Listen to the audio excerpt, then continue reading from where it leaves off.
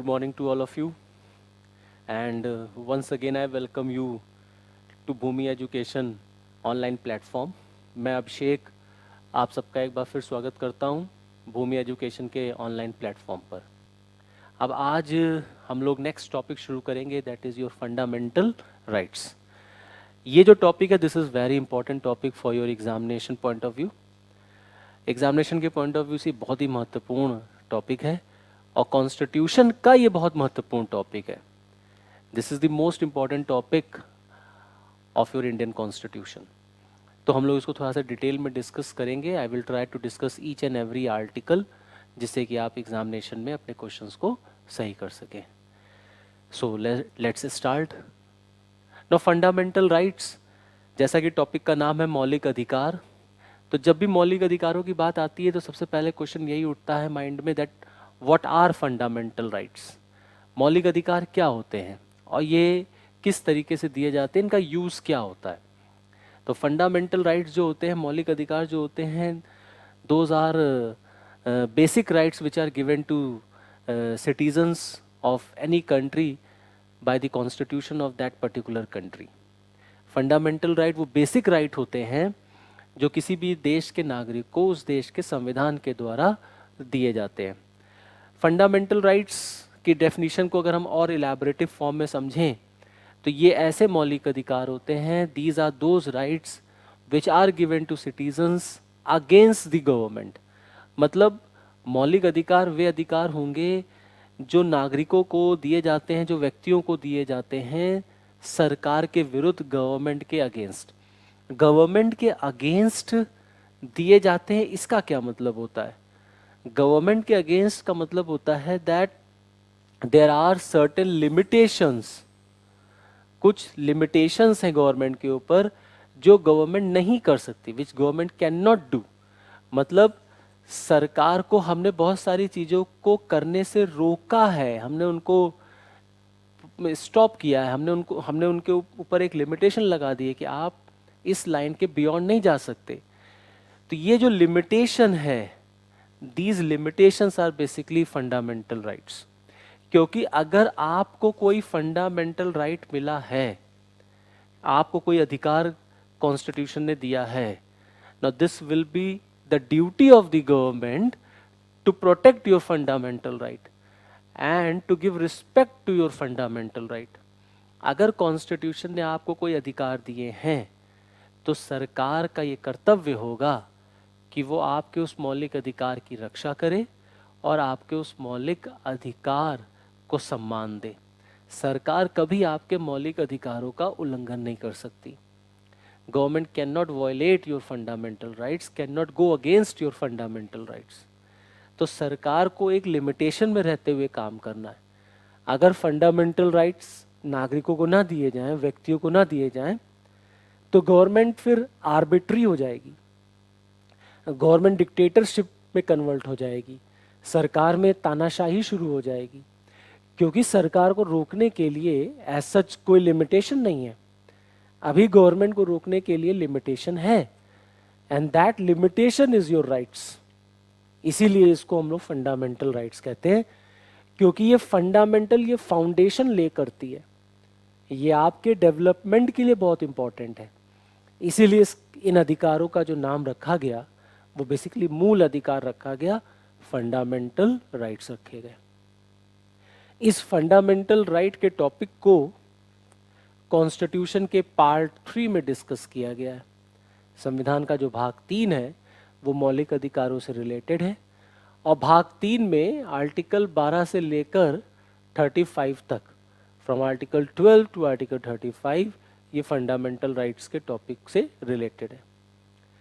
लेकिन जब हम लोग फंडामेंटल राइट्स की बात करते हैं ऑफ अ पर्सन, तो हम लोग कहते हैं that Indian constitution provides 6 types of fundamental rights.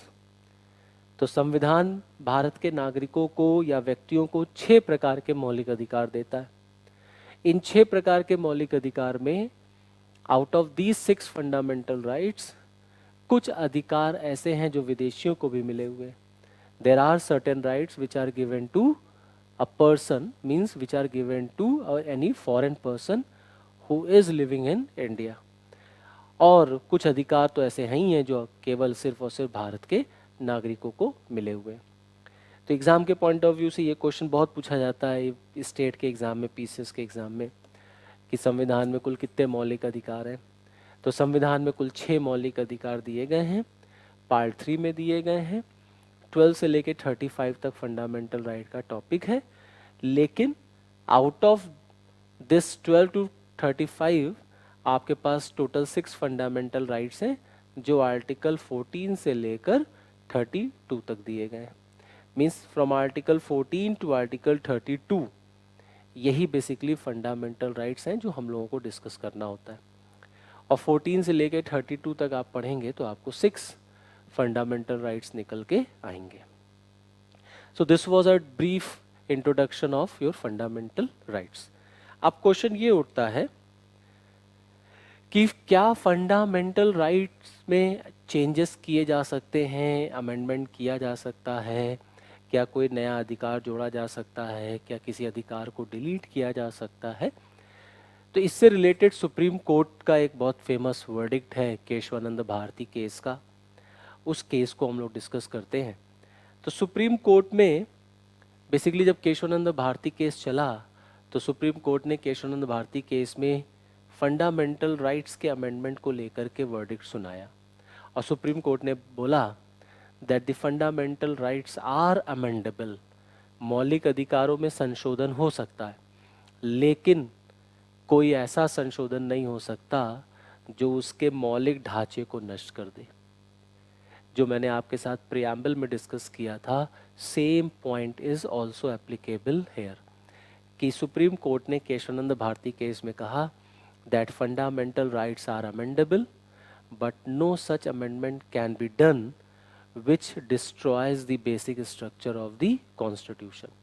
मतलब ये कि जो ये 6 टाइप्स के फंडामेंटल राइट हैं, इन मौलिक अधिकारों में अमेंडमेंट हो सकता है। और संशोधन कौन करेगा? तो संशोधन करने का अधिकार संसद को है, पार्लियामेंट को है। लेकिन पार्लियामेंट कोई ऐसा अमेंडमेंट नहीं कर सकती जो हमारे बेसिक फीचर को टच कर दे या डिस्ट्रॉय कर दे। जैसे फॉर एग्जाम्पल इंडियन कॉन्स्टिट्यूशन का article 21, no article 21 is right to life, जीने का अधिकार। नो जीने का अधिकार is the basic structure of the constitution. Government of India या Indian parliament can not amend this fundamental right. हम आर्टिकल 21 को आपसे छीन नहीं सकते, क्योंकि आर्टिकल 21 एक बेसिक स्ट्रक्चर फॉर्म करता है कॉन्स्टिट्यूशन का। तो इस तरीके से सुप्रीम कोर्ट ने केशवानंद भारती केस को जस्टिफाई किया और फंडामेंटल राइट्स को लेकर के ये वर्डिक्ट दिया। अगर पार्लियामेंट फंडामेंटल राइट्स में अमेंडमेंट करती है या पार्लियामेंट कोई संशोधन करती है, कोई अमेंडमेंट लेकर के आती है, सपोज करिए फॉर एग्जांपल, तो पार्लियामेंट का काम होता है टू अमेंड द कॉन्स्टिट्यूशन, लेकिन इस अमेंडमेंट को जस्टिफाई करना काम होता है जुडिशरी का, that is your supreme court and high court. तो पार्लियामेंट का फंक्शन है, पार्लियामेंट का राइट है कि वो अमेंडमेंट करे, अमेंडमेंट लेकर के आए, लेकिन वो अमेंडमेंट, उस अमेंडमेंट ने बेसिक स्ट्रक्चर को टच किया, बेसिक फीचर को डिस्ट्रॉय किया कि नहीं किया, this will be decided by the judiciary. अब न्यायपालिका ये देखती है कि संसद के उस संशोधन से मौलिक अधिकारों का या किसी भी टॉपिक का बेसिक स्ट्रक्चर डिस्ट्रॉय हुआ है कि नहीं हुआ। अगर बेसिक स्ट्रक्चर डिस्ट्रॉय होगा तो न्यायपालिका उस अमेंडमेंट को कैंसिल कर देती है, फिर वो अमेंडमेंट कॉन्स्टिट्यूशन में एप्लीकेबल नहीं होता। तो केशवानंद भारती केस में ये बातें बोली गई। अब क्वेश्चन ये उठता है कि क्या गवर्नमेंट, क्या सरकार नागरिकों के मौलिक अधिकारों का उल्लंघन कर सकती है? The question comes in mind is that whether the government has the right to violate the fundamental rights or not. तो मैंने अभी आपको बताया that these rights are against the government. ये वो अधिकार होते हैं जो सरकार के विरुद्ध दिए जाते हैं। इसका साफ साफ मतलब यही होता है that the government cannot violate your fundamental rights. सरकार आपके मौलिक अधिकारों का उल्लंघन नहीं कर सकती। सरकार कभी कोई ऐसा कानून नहीं बना सकती, सरकार कभी कोई ऐसा लॉ नहीं पास कर सकती, ऐसा कोई डिसीजन नहीं ले सकती which is against your fundamental right. और अगर गवर्नमेंट ने ऐसा कोई काम किया तो पर्सन के पास एक फंडामेंटल राइट है कि वो सुप्रीम कोर्ट या हाई कोर्ट में गवर्नमेंट की शिकायत कर सकता है। That is article 32 and article 226। तो हम न्यायपालिका जा सकते हैं और हम सरकार के अगेंस्ट कोर्ट में जाकर शिकायत कर सकते हैं, just to protect our fundamental right. So the government can not violate your fundamental right. If the government does, अगर गवर्नमेंट करती है तो person has the right to move the court, that is the supreme court and high court. Under article 32 person can move to Supreme Court and under Article 226 to the High Court। तब न्यायपालिका का ये काम होता है कि वो हमारे और आपके मौलिक अधिकारों का संशोधन, मौलिक अधिकारों की रक्षा करे। Then the court has the right to protect fundamental rights। इसीलिए न्यायपालिका को मौलिक अधिकारों का रक्षक कहा जाता है। कोर्ट इज नोन एज और judiciary is known as the protector of fundamental rights. जो ये टॉपिक है पार्ट 3 कॉन्स्टिट्यूशन का, it is also known as Magna Carta of Indian constitution. इसको मैग्ना कार्टा भी कहा जाता है, कहीं कहीं बुक्स में आपको ये वर्ड मिलेगा कि मैग्ना कार्टा कहते हैं इसको, तो इसको प्लीज़ आप ध्यान रखिएगा कि मैग्ना कार्टा इसको कहा जाता है। शुरुआत के दिनों में जब कॉन्स्टिट्यूशन इम्प्लीमेंट हुआ तो there were total 7 fundamental rights, लेकिन बाद में इसमें अमेंडमेंट किया गया, अमेंडमेंट करके इसको 6 कर दिया गया। और 6 होने पर जो आर्टिकल या जो राइट हमसे छीना गया, that was basically right to property, संपत्ति का अधिकार। तो संपत्ति का अधिकार जो था वो पहले फंडामेंटल राइट होता था, earlier it was fundamental right, but अभी संपत्ति का अधिकार जो है वो बेसिकली आपका लीगल राइट है, कानूनी अधिकार है। और संपत्ति के अधिकार को मौलिक अधिकार से हटाकर कानूनी अधिकार बेसिकली 44th अमेंडमेंट 1978 में किया गया। 44th अमेंडमेंट हुआ जनता पार्टी के टाइम पर, मोरारजी देसाई देश के प्राइम मिनिस्टर थे 1978 में, और संपत्ति के अधिकार को मौलिक अधिकार से हटाकर कानूनी अधिकार बनाया गया। Due to this the number of fundamental rights were reduced from 7 to 6 and that's why today there are only 6 types of fundamental rights। तो ये भी एक क्वेश्चन आपका एग्जाम में बहुत बनता है कि संपत्ति का अधिकार आज कैसा अधिकार है। तो at present right to property is a legal right, and please remember before 1978 it was fundamental right। in 1978 by 44th amendment this right to property was deleted from fundamental right topic or was deleted from part 3 and it was added to legal right, that is in article 300A। today this right to property is in article 300A। संपत्ति का अधिकार जो है वो आज अनुच्छेद 300A में है। It's a brief introduction of a fundamental rights. Now moving on, अगर हम 6 प्रकार के मौलिक अधिकारों की चर्चा करें कि 6 प्रकार के मौलिक अधिकार कौन कौन से होते हैं, उन पर अगर हम लोग थोड़ा सा आइडिया या थोड़ा सा फोकस करें, तो जो सबसे पहला फंडामेंटल राइट है that is right to equality. Right to equality that is समानता का अधिकार। Now right to equality is in article 14, 15, 16, 17 and 18। अनुच्छेद 14, 15, 16, 17 और 18 बेसिकली समानता के अधिकार की बात करता है। समानता के अधिकार की बात करने का मतलब क्या हो गया? मतलब ये कि हमारे जो कॉन्स्टिट्यूशन मेकर्स थे उनके माइंड में सबसे पहले जो बात आई वो ये कि हमको इंडियन सोसाइटी को इक्वालिटी के बेसिस पर क्रिएट करना है। They wanted to establish Indian society equal, और वो समाज में एक समानता लाना चाहते थे, इक्वालिटी लाना चाहते थे, जिसका स्ट्रेट अवे क्लियर कट मतलब ये है कि वो किसी भी टाइप के भेदभाव या डिस्क्रिमिनेशन के अगेंस्ट थे। तो जब संविधान लिखा जा रहा था, तो जब समानता का अधिकार दिया गया, तो इस बात को ध्यान में रखा गया कि समाज में किसी प्रकार का कोई भेदभाव नहीं होना चाहिए, क्योंकि जब भेदभाव होगा तो फिर देश आगे बढ़ नहीं पाएगा, there will be no progress in the country.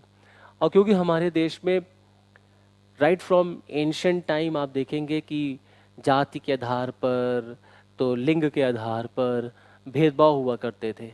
इसी चीज़ को समाप्त करने की कोशिश की गई कि समाज में जाति के आधार पर या किसी भी आधार पर कोई भेदभाव ना हो। और भेदभाव कब नहीं होगा? जब हम पब्लिक को ये अधिकार दे देंगे। तो पब्लिक को अधिकार मिल गया कि आपके पास राइट है कि आपके बीच में कोई भेदभाव नहीं होगा। तो आपको अधिकार दिया गया, तो गवर्नमेंट से कहा कि आप ये काम नहीं कर पाएंगे, क्योंकि अल्टीमेटली भेदभाव कौन करेगा? गवर्नमेंट ही करेगी, लॉ बना करके या किसी भी चीज़ से। तो हमने गवर्नमेंट को रोक दिया, हमने सरकार को रोक दिया।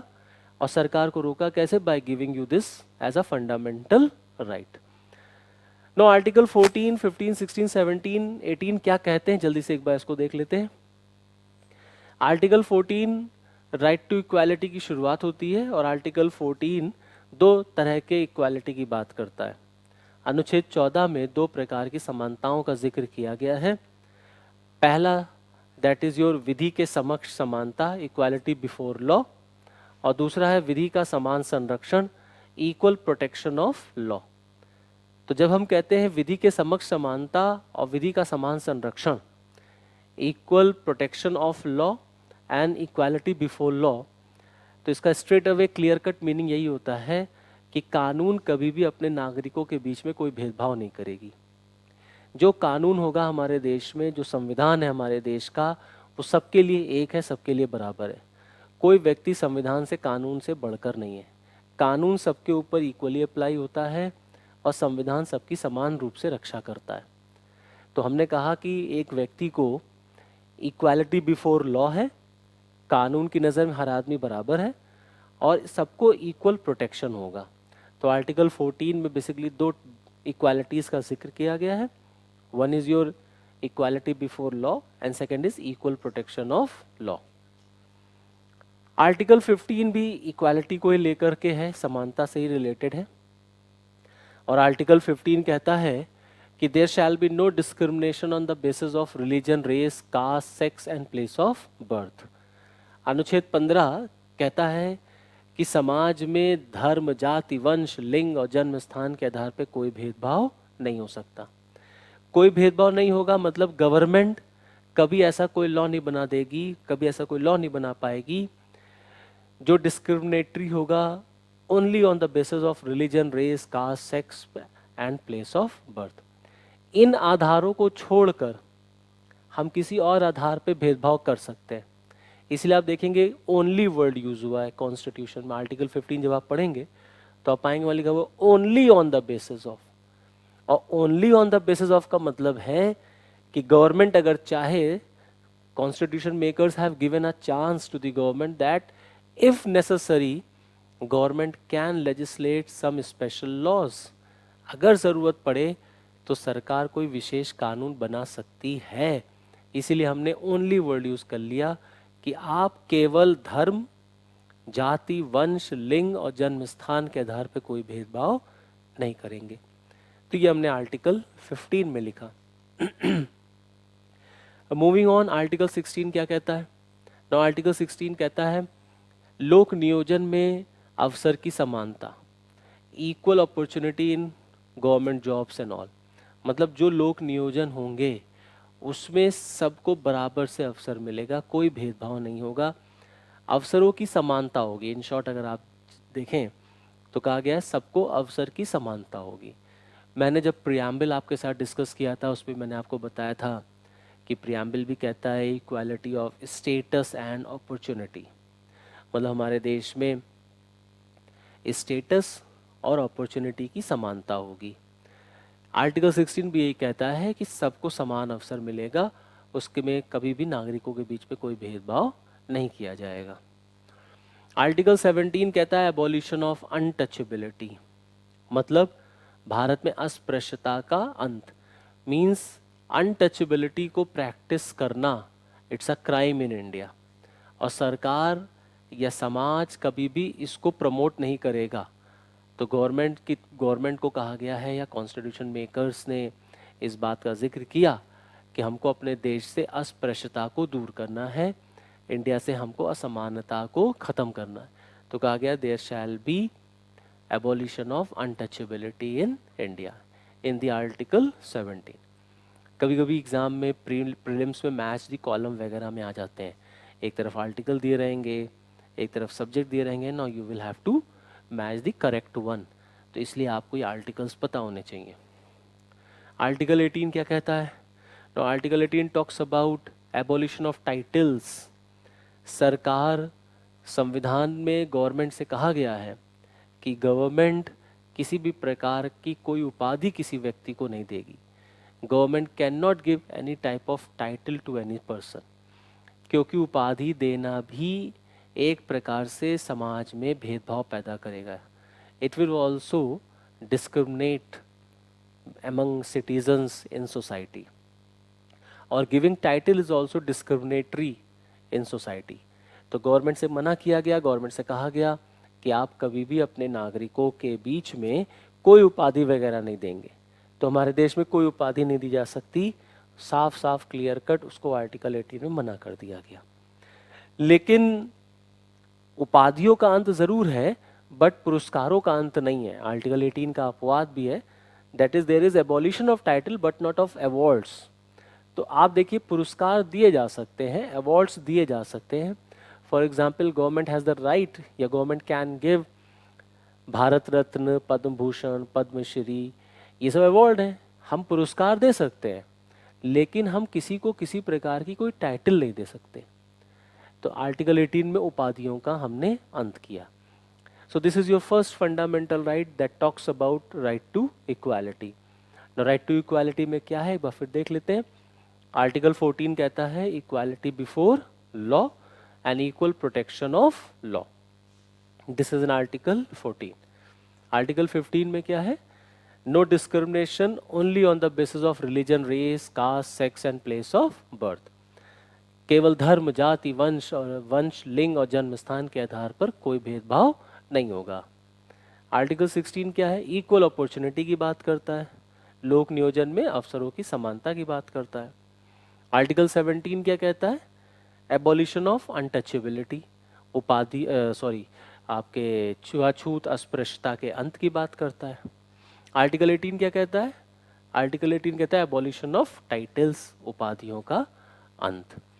सो these are your some articles related to the first fundamental right, that is right to equality. Okay, बंद कर दो थोड़ा सा जरा। नेक्स्ट फंडामेंटल राइट की अगर हम बात करें after right to equality, so the next fundamental right is your right to freedom, जिसको हम लोग स्वतंत्रता का अधिकार कहते हैं। राइट टू फ्रीडम जो फंडामेंटल राइट है, this is from article 19 to article 22. now what is right to freedom? स्वतंत्रता का अधिकार। तो स्वतंत्रता का अधिकार, ऑब्वियस सी बात है, भारत एक स्वतंत्र मुल्क है, तो यहाँ के नागरिकों को स्वतंत्रता होगी ही होगी। Since India is an independent nation, so the citizens will also enjoy some type of freedom. तो कॉन्स्टिट्यूशन मेकर्स ने हमको और आपको बेसिकली एक मौलिक अधिकार दिया, दैट इज योर स्वतंत्रता का अधिकार, कि हम स्वतंत्र मुल्क में रहते हैं तो हम अपनी स्वतंत्रता को एंजॉय कर सकें। ऐसा बिल्कुल नहीं लगना चाहिए कि देश तो आज़ाद हो गया लेकिन नागरिक आज भी गुलाम है। तो नागरिकों के डेवलपमेंट के लिए, नागरिकों के विकास के लिए कॉन्स्टिट्यूशन मेकर्स ने उन्हें कुछ स्वतंत्रताएं दी हैं, कुछ लिबर्टीज़ दी हैं, कुछ पर्सनल लिबर्टी दी है। तो उसी टॉपिक को, उसी फंडामेंटल राइट को बेसिकली हम लोग राइट टू फ्रीडम के नाम से जानते हैं। Now, in this fundamental right, that is your right to freedom, the first article is your right, that is your article 19, अनुच्छेद 19। Now, article 19 आपको कुछ freedoms provide करता है। Article 19 provides you certain types of freedoms. For example, अगर हम स्वतंत्रता की बात करें अनुच्छेद 19 के तहत, तो आपको कुछ स्वतंत्रताएं दी गई हैं, जैसे आपको बोलने और अभिव्यक्ति की स्वतंत्रता है। You have the right to speech and expression. आपको कहीं भी एकत्रित होने की स्वतंत्रता है। You have the right to assemble. आपको कोई भी संगठन बनाने की स्वतंत्रता है। You have the right to form any association. आपको भारत में कहीं भी आने जाने की स्वतंत्रता है। You have the right to move anywhere in India. आपको कहीं भी रिसाइड करने की स्वतंत्रता है, कहीं भी रहने की स्वतंत्रता है। You have the right to reside anywhere. और आपको कोई भी व्यवसाय करने की स्वतंत्रता है। You have the right to practise any occupation. तो कुछ इस तरीके की स्वतंत्रताएं आर्टिकल 19 में दी गई हैं। That you have the right to speech and expression, you have the right to assemble, you have the right to move anywhere in India, you have the right to reside, you have the right to form any group or any organization, you have the right to practice any occupation.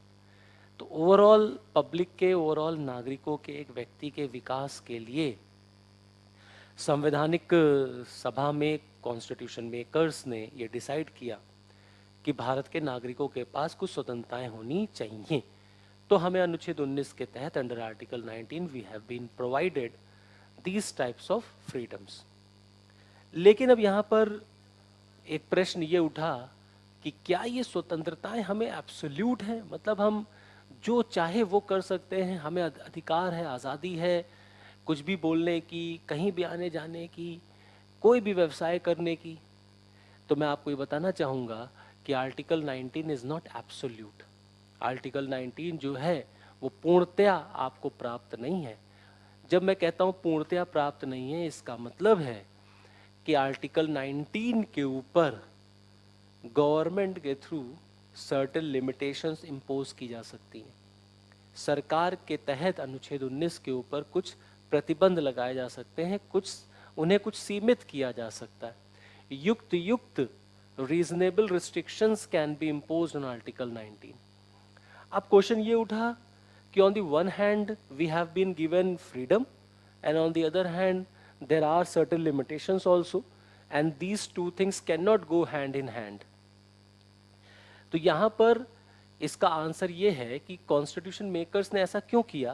तो इसका answer ये है कि freedom, और वो भी absolute, तो बहुत डेंजरस है, बहुत खतरनाक है कि अगर हमने आपको स्वतंत्रता दी और वो स्वतंत्रता हम आपको पूर्ण दे दें, एब्सोल्यूट दे दें, विदाउट एनी लिमिटेशन दे दें, तब तो फिर समाज में, देश में कोई डिसिप्लिन, कोई अनुशासन, किसी तरीके का कोई रूल एंड रेगुलेशन रह ही नहीं पाएगा।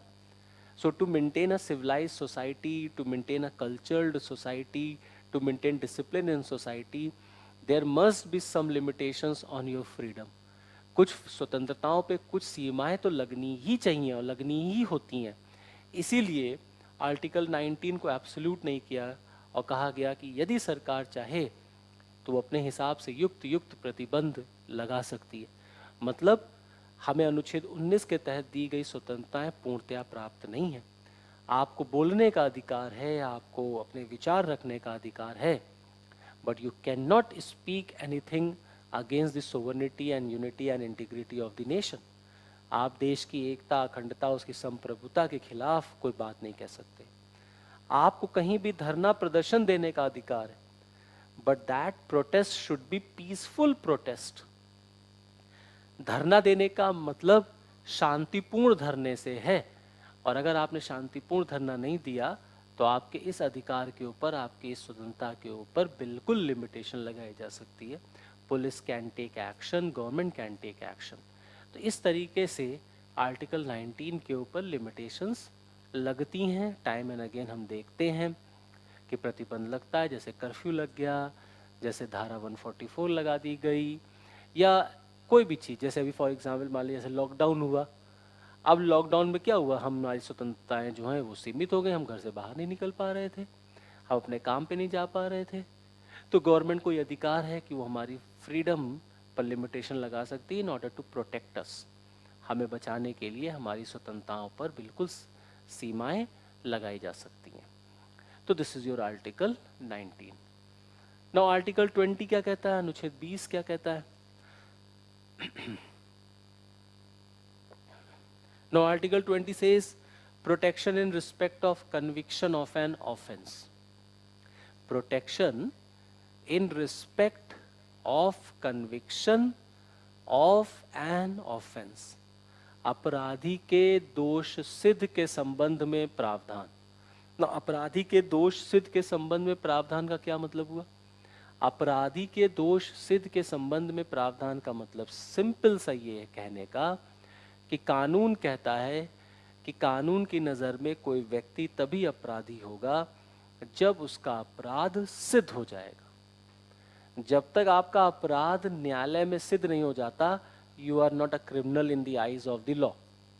कानून की नज़र में आप अपराधी नहीं हैं, क्योंकि अभी आपका अपराध सिद्ध होना बाकी है।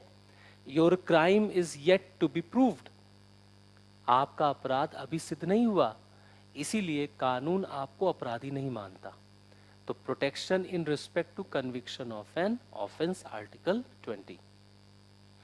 इसी आर्टिकल 20 में जब हम protection in respect to conviction of an offence की बात करते हैं, तो इसमें 3 प्रावधानों का जिक्र किया है संविधान ने। That is no ex post facto law.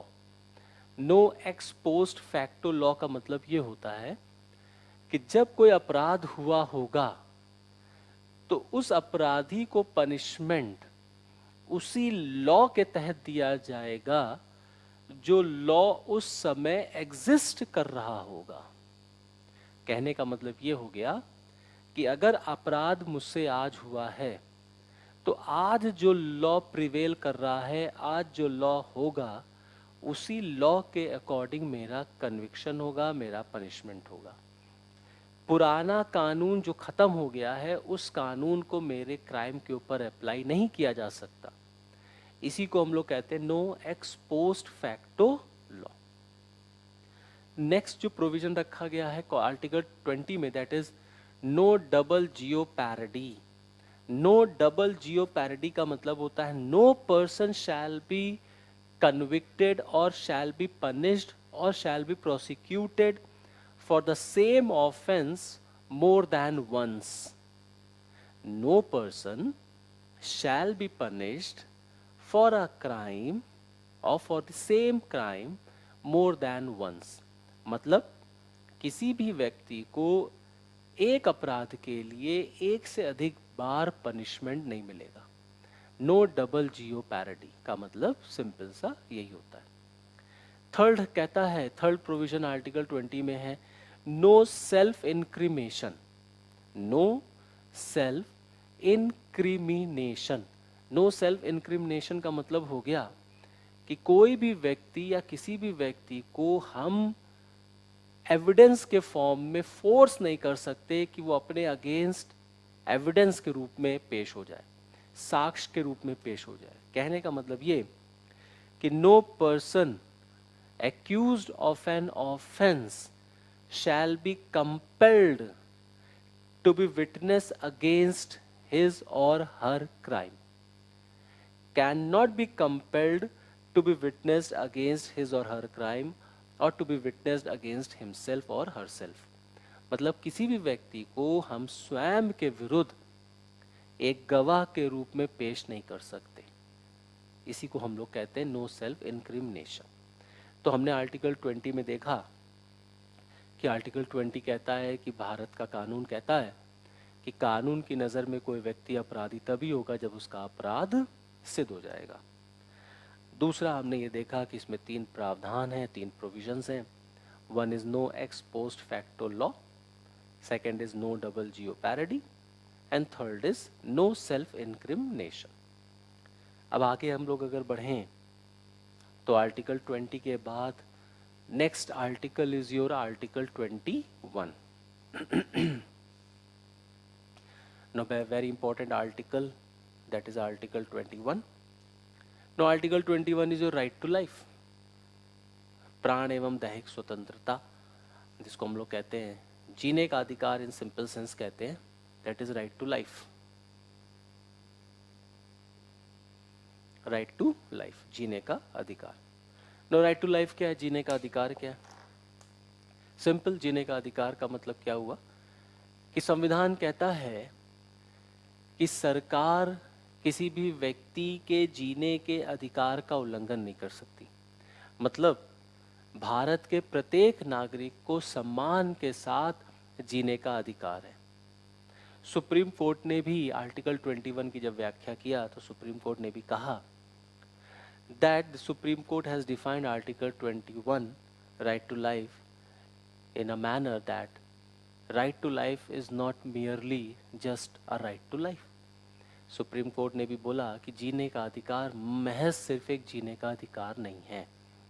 जीने के अधिकार का मतलब है एक व्यक्ति को सम्मान, उस व्यक्ति को सम्मान के साथ जीने का अधिकार है। A person has the right to live with respect and dignity. वो व्यक्ति गौरव के साथ, वो व्यक्ति सम्मान के साथ जी सकता है और सरकार का ये कर्तव्य है कि वो अपने नागरिकों के इस अधिकार को सुनिश्चित करे, उसको लागू करे। This is the duty of the government to implement this fundamental right and to assure a citizen that the government will provide respect and dignity to each and every citizen of this nation. ये constitution हमारा कहता है। संविधान ये भी कहता है, constitution also says that no person can be denied of right to life. किसी भी पर्सन के जीने के अधिकार को हम छीन नहीं सकते except the process established by law, सिवाय कानून के द्वारा बनाई गई प्रक्रिया को छोड़कर। मतलब अगर कानून चाहे तो वो हमारे जीने के अधिकार को हमसे छीन सकता है। प्रक्रिया जो बनी हुई है उससे हमारा ये अधिकार हमसे छीना जा सकता है। अदरवाइज कभी सरकार हमारे इस अधिकार को छीन नहीं सकती। कानून के द्वारा बने हुए अधिकार से छीना जा सकता है, इसीलिए हमारे देश में डेथ पेनल्टी है कि डेथ पेनल्टी में हम एक व्यक्ति के जीने के अधिकार का ही उल्लंघन करते हैं। लेकिन क्योंकि वो व्यक्ति समाज के लिए खतरा है, because that person is a threat to the society, तो प्रोसेस एस्टैब्लिश्ड बाय लॉ के तहत, मतलब कानून के द्वारा बनाई गई प्रक्रिया के तहत हम उस व्यक्ति के जीने के अधिकार को छीन लेते हैं जब न्यायालय उसे डेथ पेनल्टी देता है या किसी को फांसी पर चढ़ाया जाता है। तो किसी को फांसी दे देना, किसी को डेथ पेनल्टी दे देना, it's a matter of debate. ये एक डिबेट का मैटर हो सकता है, it might be a matter of debate, लेकिन it's not a violation of fundamental right at present scenario. तो सोसाइटी में बहुत सारे स्कॉलर्स हैं जिन्होंने इस बात का मुद्दा उठाया कि जब आप किसी को डेथ पेनल्टी देते हैं तो आप उसके फंडामेंटल राइट का वायलेशन कर रहे हैं, और कॉन्स्टिट्यूशन तो कहता है कि सरकार किसी के मौलिक अधिकार को छीन नहीं सकती। तो इस पर बहुत आर्ग्यूमेंट हुआ, तो इस आर्ग्यूमेंट का रिजल्ट ये निकल के आया कि हम किसी के फंडामेंटल राइट का वायलेशन नहीं कर रहे हैं, क्योंकि वो व्यक्ति समाज के लिए खतरा हो गया है, इसीलिए उस व्यक्ति के जीने के अधिकार को छीना जा सकता है। और हम जब डेथ पेनल्टी देते हैं तो कानून में डेथ पेनल्टी जो है वो rarest of the rare case में दी जाती है। हर क्राइम में डेथ पेनल्टी नहीं मिलती, डेथ पेनल्टी केवल rarest of the rare case में ही मिलेगी। इसीलिए इस पर डिबेट हो सकती है, बट इस पर अपनी अलग अलग राय हो सकती है। कुछ लोग मानते हैं कि ये एक सिविलाइज सोसाइटी में ये नहीं होना चाहिए, कुछ मानते हैं होना चाहिए। तो it's a matter of just debate. Article 21 का जब भी डिस्कशन होता है, जब भी जिक्र होता है, तो मेनका गांधी केस बड़ा इम्पोर्टेंट केस हो जाता है, क्योंकि मेनका गांधी केस में ही पहली बार सुप्रीम कोर्ट ने ड्यू प्रोसेस ऑफ लॉ का जिक्र किया। मेनका गांधी केस में सुप्रीम कोर्ट ने पहली बार due process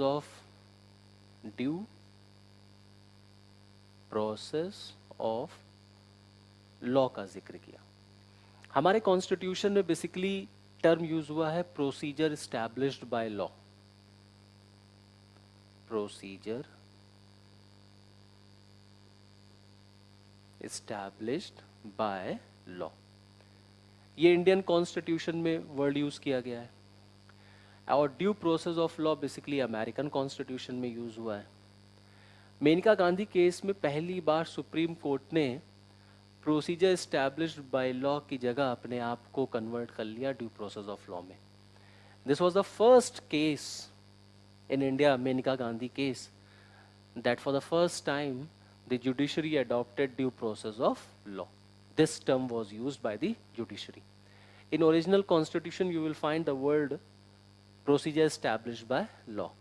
Now what is procedure established by law and what is due process of law? दोनों में क्या जिक्र है या दोनों में क्या डिफरेंस होता है? प्रोसीजर एस्टैब्लिश्ड बाय लॉ का सिंपल सा मतलब होता है कि द जुडिशरी, जो न्यायपालिका है हमारे देश की, वो इस बात को देखेगी कि कानून बनाते समय सारे प्रोसेस का, सारी प्रक्रियाओं का पालन किया गया है या नहीं. मतलब संसद का काम है कानून बनाना. संसद ने कोई लॉ बना दिया, संसद ने कोई कानून बना दिया. फॉर एग्जाम्पल मान लीजिए संसद ने कोई एक्स कानून बनाया. अब ये एक्स कानून न्यायपालिका में जाएगा जस्ट फॉर जुडिशियल रिव्यू, न्यायिक समीक्षा के लिए. तो न्यायपालिका ये देखेगी क्या ये कानून जो बना है सारी प्रक्रियाओं से होते हुए गुजरा है. whether all procedures, whether all steps have been taken care of or have been followed while making this law. अगर कोर्ट को लगा कि yes all steps have been followed, तो ये जो कानून है ये yes हो जाएगा, और अगर कोर्ट को लगा नहीं तो ये कानून no हो जाएगा. This is the simple meaning of the term procedure established by law. But what is due process of law, which is used by American judiciary? Now in due process of law or under due process of law, जो न्यायपालिका होती है, जो judiciary होती है, वो इस position में होती है कि वो ये डिसाइड कर सके whether this law is good or bad. Procedure established by law में न्यायपालिका सिर्फ इतना बताती है कि ये कानून जो बना है वो सारी प्रक्रियाओं से होके गुजरा, सारी प्रक्रियाओं को उसने फॉलो किया है. ये हमारे कॉन्स्टिट्यूशन में यूज किया गया procedure established by law. Maneka Gandhi case में ड्यू प्रोसेस ऑफ लॉ को यूज कर लिया गया. तो ये ड्यू प्रोसेस ऑफ लॉ क्या होता है?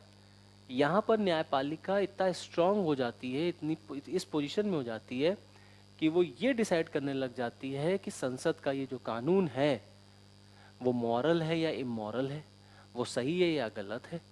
मतलब संसद जो कानून बना रही है वो सही या गलत है, ये न्यायपालिका डिसाइड करती है. और पहली बार इसको यूज़ किया गया मेनका गांधी केस में. और आज आप देखेंगे तो आज यही टसल, यही लड़ाई हमारे यहाँ लेजिस्लेटिव वर्सेस जुडिशरी में चलती है. This is the basic point of conflict between your legislature, your legislative and your judiciary.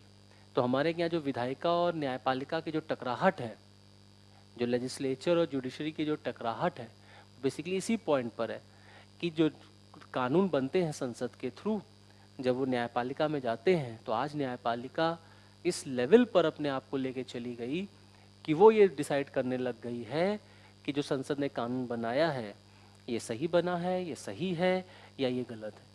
Even आज तो न्यायपालिका इस लेवल पे चली गई है कि हम लोग जुडिशियल एक्टिविज्म और जुडिशियल ओवररीच जैसे वर्ड्स का यूज़ करते हैं. न्यायिक सक्रियता हमको अक्सर देखने को मिलती है, और इसी बात को लेकर के अक्सर लड़ाई भी होती है, अक्सर बहस भी होती रहती है आपके विधायिका और न्यायपालिका के बीच में.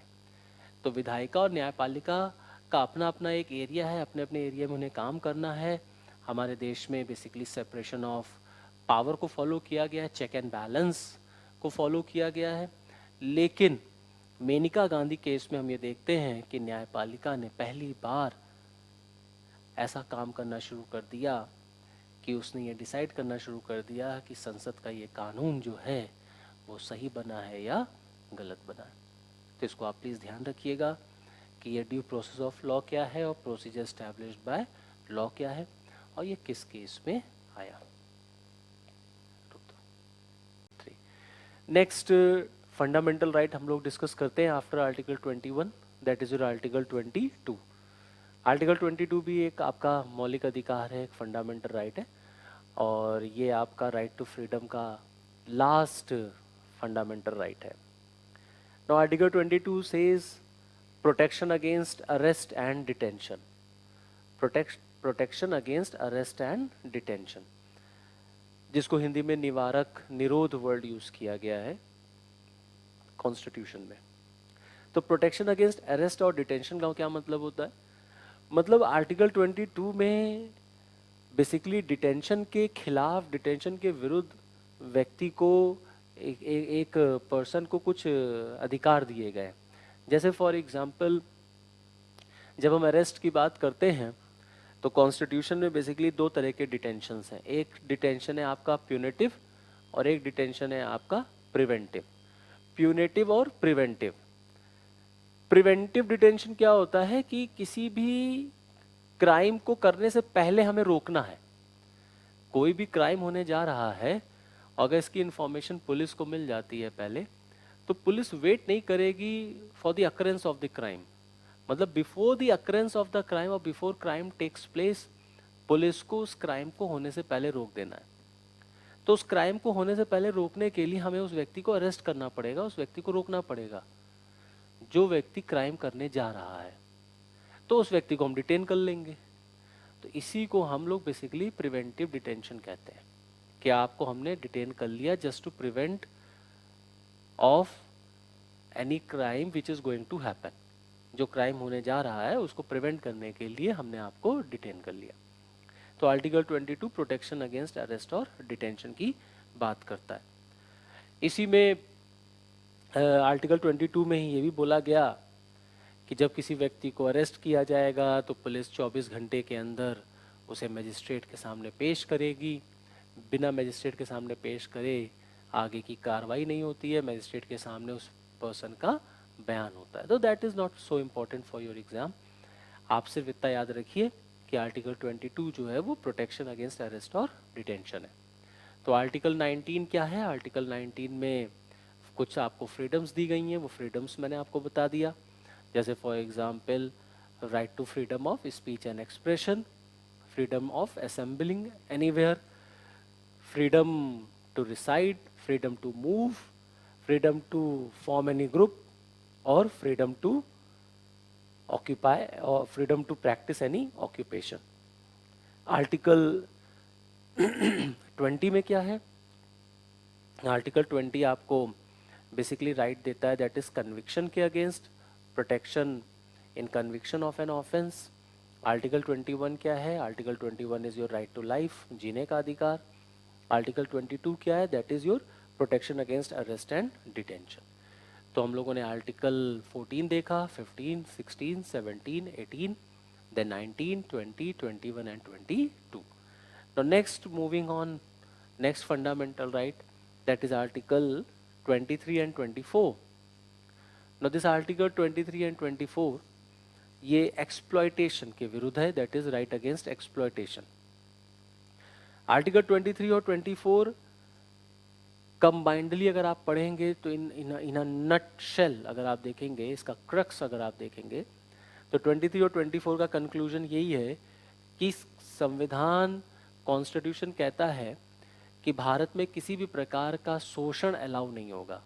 मतलब 23 और 24 is right against exploitation of any type. Exploitation of any type का मतलब कि जैसे फॉर एग्जांपल भारत में बॉन्डेड लेबरिंग अलाउड नहीं है, बंधुआ मजदूरी नहीं अलाउड है। जैसे भारत में चाइल्ड लेबर अलाउड नहीं है, प्रोस्टिट्यूशन अलाउड नहीं है। तो कुछ चीज़ें जो बेसिकली एक्सप्लॉयटेशन के फॉर्म में आती हैं उन्हें हमने एकदम स्ट्रेट अवे क्लियर कट बना कर दिया है। कॉन्स्टिट्यूशन मेकर्स एक ऐसा समाज, एक ऐसी सोसाइटी बनाना चाहते थे जो सोशलिस्टिक सोसाइटी हो, समाजवादी। और प्रियम्बल में मैंने आपको बताया बाद में समाजवाद शब्द भी आया। और जब सोशलिज्म हम लोग डिस्कस कर रहे थे तो उसमें मैंने आपको बताया था कि समाजवाद जो होता है उसका बेसिकली मोटिव ही यही होता है कि हमको एक ऐसा समाज बनाना है जहाँ पर कोई एक्सप्लॉयटेशन ना हो। मतलब a society which is free of your exploitation. Exploitation नहीं होना चाहिए, यही कॉन्स्टिट्यूशन मेकर्स का एक मेन एम था। आर्टिकल 23 और 24 में हमने सरकार को ये अधिकार दिया, सरकार को इनफैक्ट ये कर्तव्य दिया कि वो इस बात को देखे, इस बात को रोके कि भारत में किसी प्रकार की कोई भी शोषणकारी नीति नहीं बननी चाहिए। कोई व्यक्ति किसी व्यक्ति का शोषण नहीं कर सकता, सरकार शोषण नहीं कर सकती, सरकार भी ऐसा कोई कानून नहीं बना सकती जिससे किसी पर्सन का एक्सप्लॉयटेशन हो। और बच्चों और महिलाओं का हमने विशेष ख्याल रखा कि बच्चों और महिलाओं का स्पेशल एक्सप्लॉयटेशन जो होता है सोसाइटी में वो नहीं होना चाहिए। Next, after article 23 and 24, next article is your article 25, 26, 27 and 28. Now 25, 26, 27 और 28 ये कैसा फंडामेंटल राइट है? तो राइट फ्रॉम आर्टिकल 25 टू 28 ये जो फंडामेंटल राइट है, this is basically right to freedom of religion. ये बेसिकली धर्म की स्वतंत्रता का अधिकार है, right to freedom of religion. No, right to freedom of religion क्या कहता है? धर्म की स्वतंत्रता का अधिकार क्या कहता है? Since India is a secular country, क्योंकि भारत एक पंथ निरपेक्ष राष्ट्र है, मैंने प्रियम्बल में भी आपको बताया कि भारत एक पंथ निरपेक्ष राष्ट्र है। और पंथ निरपेक्ष राष्ट्र का मतलब यही होता है कि सरकार का या देश का अपना कोई धर्म नहीं होगा। सरकार का कोई धर्म नहीं है, देश की पहचान किसी धर्म विशेष से नहीं है, लेकिन देश में रहने वाले नागरिकों का तो अपना धर्म होगा ही। और जब देश में रहने वाले नागरिक किसी धर्म को फॉलो करेंगे तो उन्हें ये स्वतंत्रता होनी चाहिए कि वो जैसे चाहे उस हिसाब से अपने धर्म को फॉलो कर सकते हैं, उसको प्रैक्टिस कर सकते हैं। और गवर्नमेंट को हमने सेकुलर गवर्नमेंट बनाया है, तो हमने गवर्नमेंट को धर्म से बाहर रहने को कह दिया। तो आर्टिकल 25 से 28 हम व्यक्ति को अधिकार देते हैं कि वो अपने हिसाब से धर्म को अपनाए, अपने हिसाब से धार्मिक चीज़ों को देखे। Means to follow religious matter is a matter of individual. Means religion is a matter of individual according to the constitution of India. संविधान, भारत के संविधान के द्वारा जो धर्म है या जो धार्मिक चीज़ें हैं वो एक व्यक्तिगत मैटर बनाया गया है, सरकारी मैटर नहीं। सरकार का काम नहीं है कि वो धर्म में दखल दे या धार्मिक चीज़ों में काम करे। तो हमने सरकार को रोक दिया कि आप किसी भी धर्म विशेष को संरक्षण नहीं दे सकते। भारत में कोई रिलीजियस टैक्स नहीं लगेगा।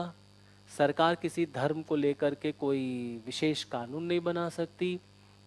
और हमारे देश में ज़बरदस्ती रिलीजियस कन्वर्जन नहीं हो सकता। Means right to freedom of religion में आपको रिलीजन का कन्वर्जन भी अलाउड है। आप एक धर्म से दूसरे धर्म में अपने आप को कन्वर्ट कर सकते हैं, लेकिन that conversion should not be forcely, that conversion should not be by force. वो कन्वर्जन होना चाहिए willingly, that conversion should be willingly. अगर आपका मन कर रहा है तो आप धर्म में चेंज कर सकते हैं। सरकार की तरफ से कभी ऐसा कोई कानून नहीं बनेगा और गवर्नमेंट या कोई व्यक्ति कभी फोर्स नहीं कर सकती कि वो एक व्यक्ति के धर्म का कन्वर्जन कराए। So this is in short, that is right to freedom of religion. आगे next fundamental right, that is your article 29 and 30।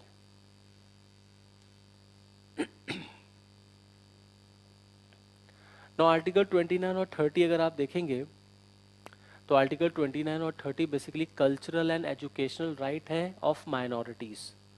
This article 29 and 30 basically cultural and educational rights हैं ऑफ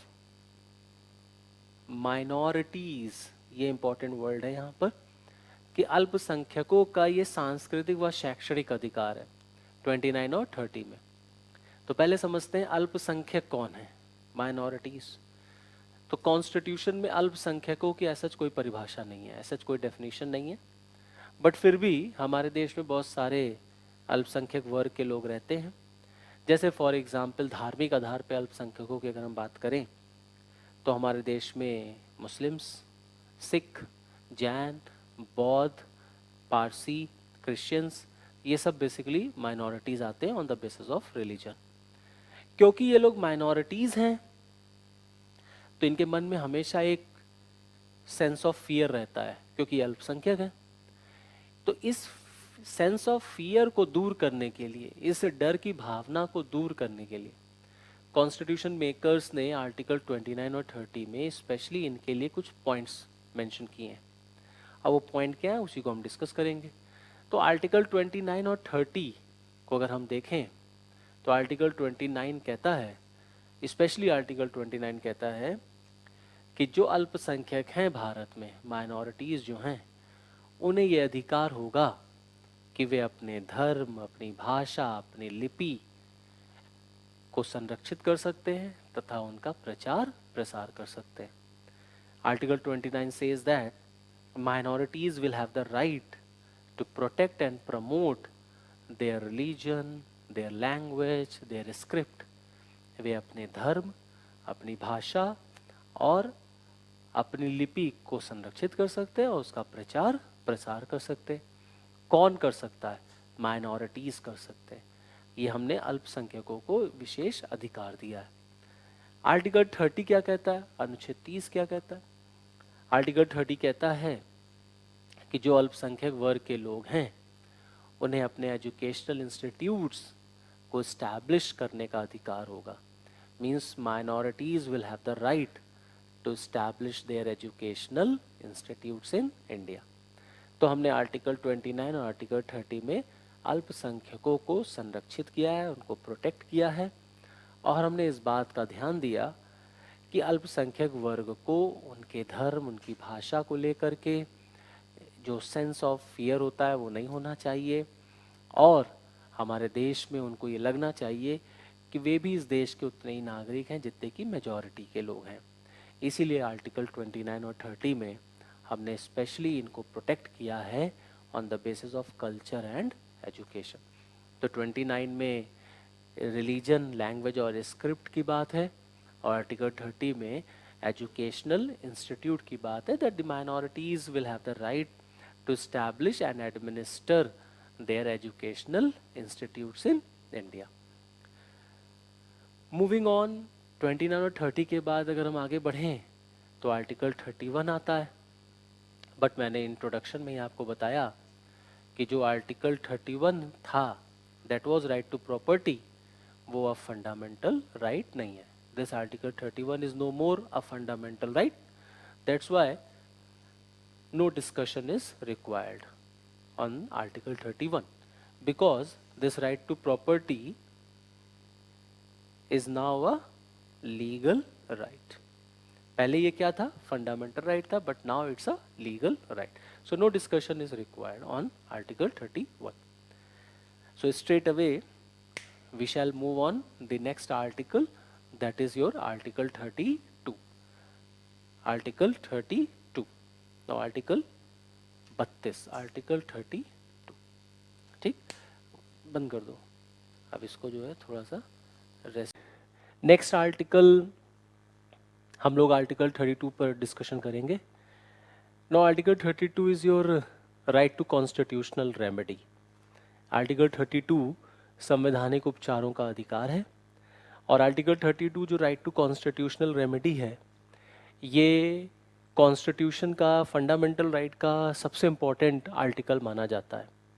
अगर हम इसका इंट्रोडक्शन दें तो doctor Bhimrao Ambedkar ने इस article को सोल ऑफ कॉन्स्टिट्यूशन कहा, संविधान की इसको आत्मा उन्होंने बोला, that it is the heart and soul of the constitution.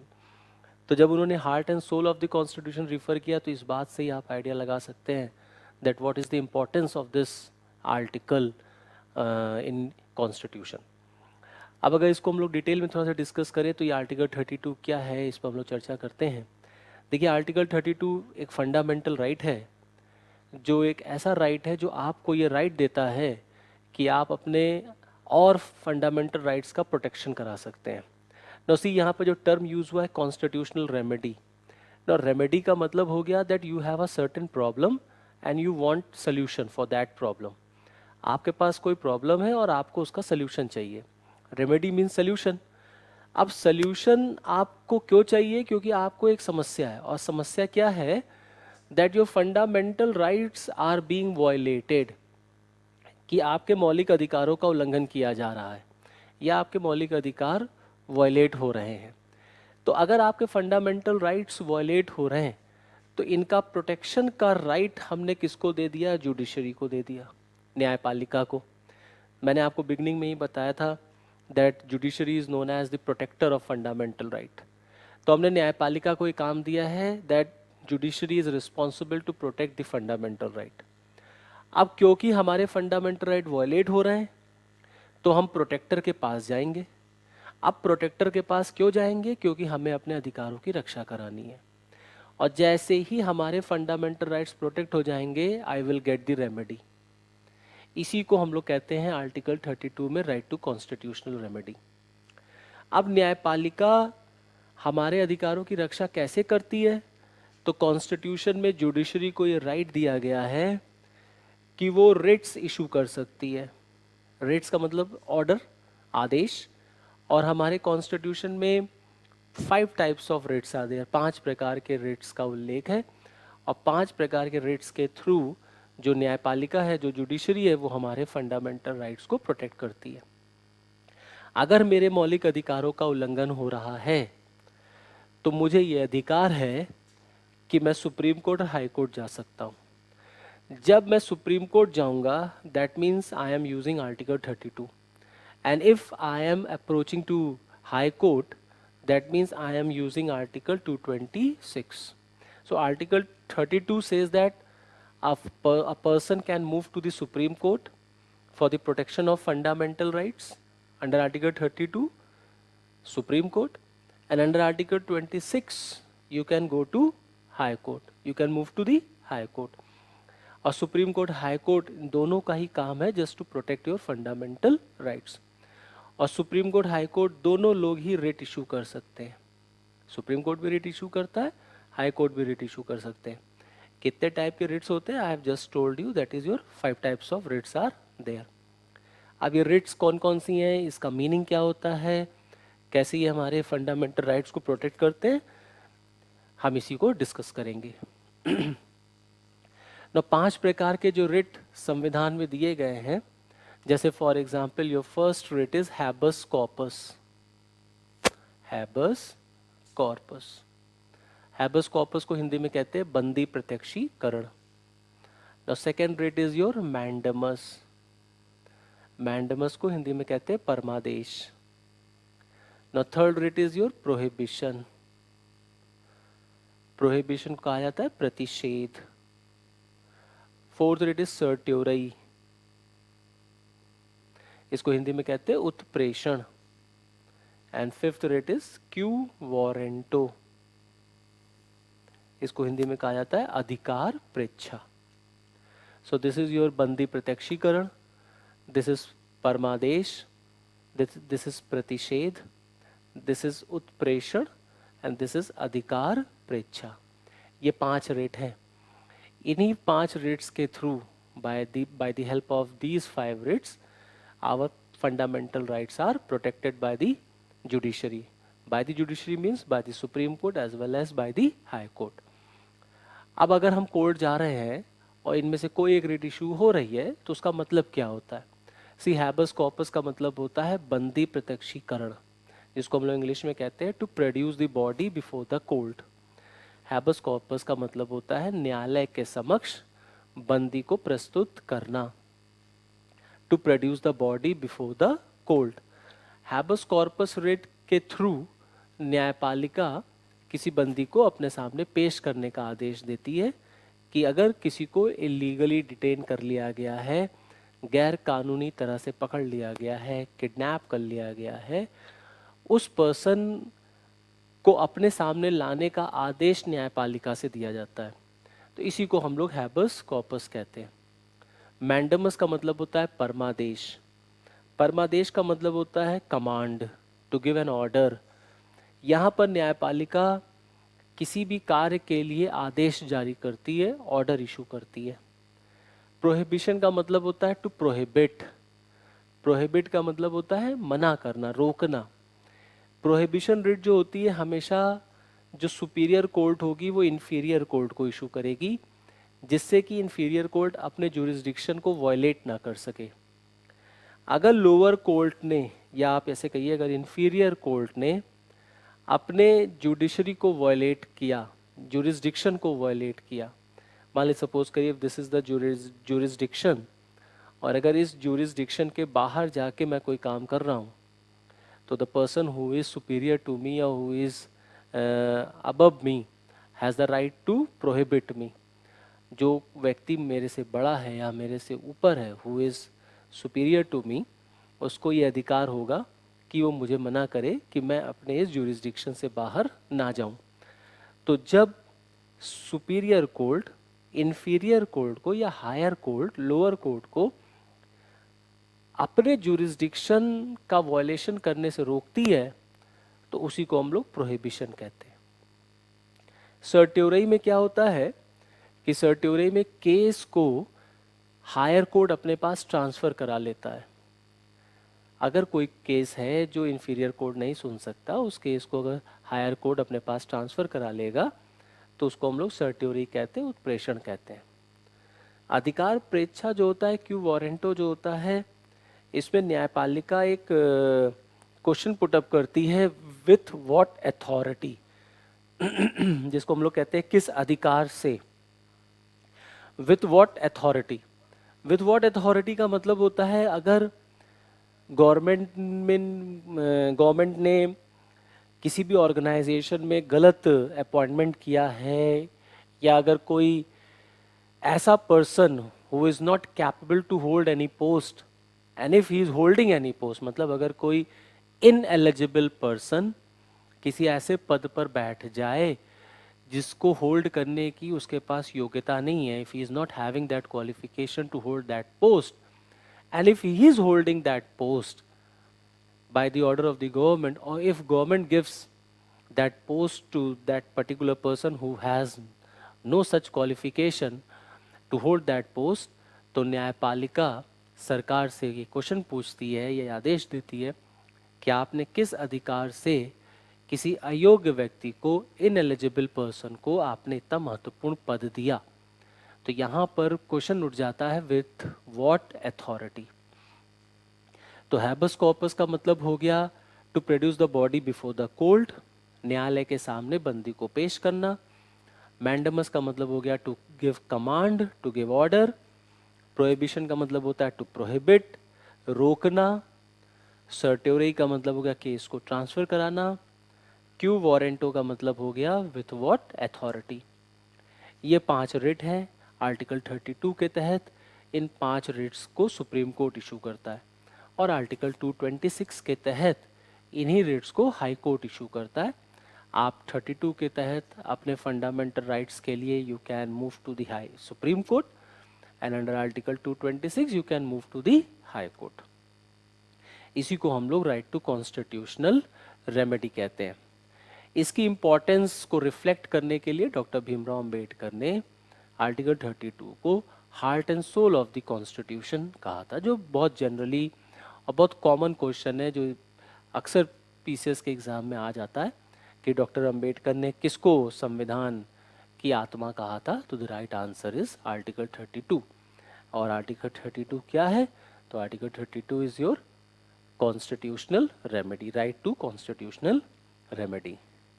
Exam में पूछा जाए how many types of writs are there, the answer is 5: habeas corpus, mandamus, prohibition, certiorari and quo warranto.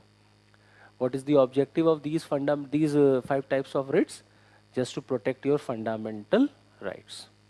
So this is your fundamental right. Okay, thank you.